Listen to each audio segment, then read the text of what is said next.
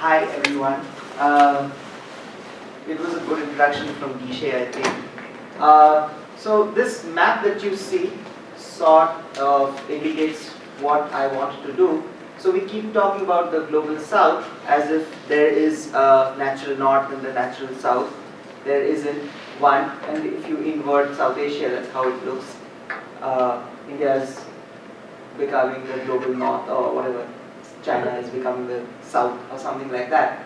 So a few things about the presentation, actually just one thing. I did not know where to peg my presentation, so I've pegged it at the very minimum, at the basic level. This is not to say any of you are stupid, I think all of you are brilliant. This is to say that I am stupid and I don't really know where to peg it. So this is how we'll do it, what all of us know, I hope. Development is uneven across territories. I don't need to tell you that. All of you have suffered the US elections in minimum and maximum quantities that all of us are suffering or benefiting from development in some way or the other. It's uneven, that is to say it's unequal globally, within countries and even within localities. Neoliberal economic reforms have affected developing countries. Well, it has affected all countries, I'm sure, but it has affected developing countries more. Developing countries would include Latin American countries, countries of South Asia, perhaps Middle East, etc., etc. Half of the world's urban population will be in China and India. Again, this is not really very novel fact or something that some insight that I have particular insight on. And the fourth point is cities of developing countries are the frontiers of economic and social change. The reasons are numerous. One of the things is, of course, that they will have a lot of the world's urban population. But the other thing is how they can change the economics of the world, or how they can force social change upon the world by the kind of things that are done upon them and the kinds of things that they do. Okay, what some of us know. Lack of research on small and medium cities. So the brackets indicate something that I felt that we can relate to. We've seen some of us have seen the sign "I love New York," on T-shirts and on it's a logo which is very popular. This logo was actually created. It wasn't really it was created with a lot of money, with a lot of branding, etc. Now the reason I say it's not going to help is not because I love New York any less, or any of you love New York any less. It's probably because if all the attention is directed to big cities like New York, Chicago, etc., etc., it's not really going to help.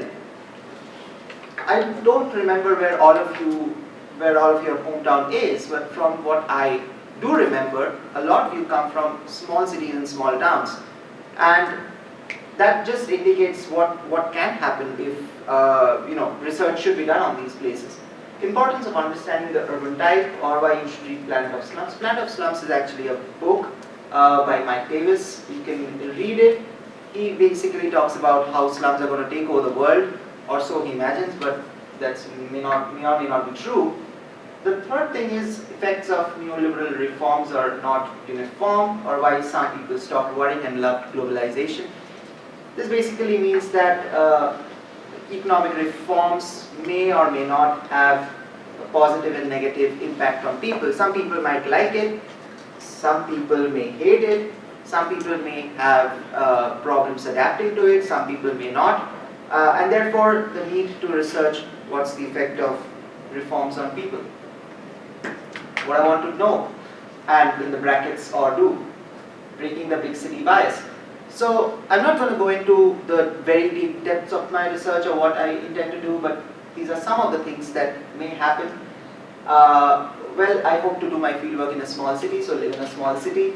decoding an industrial city in India, which means that it's going to be a project that tries to combine history, geography, and anthropology. Record and analyze changes in space over time.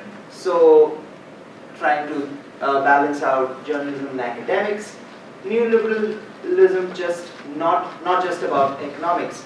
So this interests me particularly because of something that I read over the past maybe 2 weeks or something, where this anthropologist who worked on Bangladesh, some mines in Bangladesh, says that it seems to him sometimes, and he is a social scientist himself, that sometimes academics get more interested in theory and not people. So I'm not sure about the theory first, people next. So maybe I'll put people first and theory next. What do I want others to know? What I want you to know? Bottom-up urban planning, or this actually says what are the impacts. Wait. Yeah. Okay. So bottom-up urban planning. So start urban planning from the very basic. I know it's easier said than done. Empowerment is control in place making. It's not just about urban planning. It's about how you conceive place and space, or all those. Equitable development, of course. Try and balance out development across the world. Question dominant narratives of development. Resist grand theories of urban governance. That's to say that there are no really grand theories. Theories should be demanded from people, and not necessarily shouldn't be imposed on them. That's it. Thank you.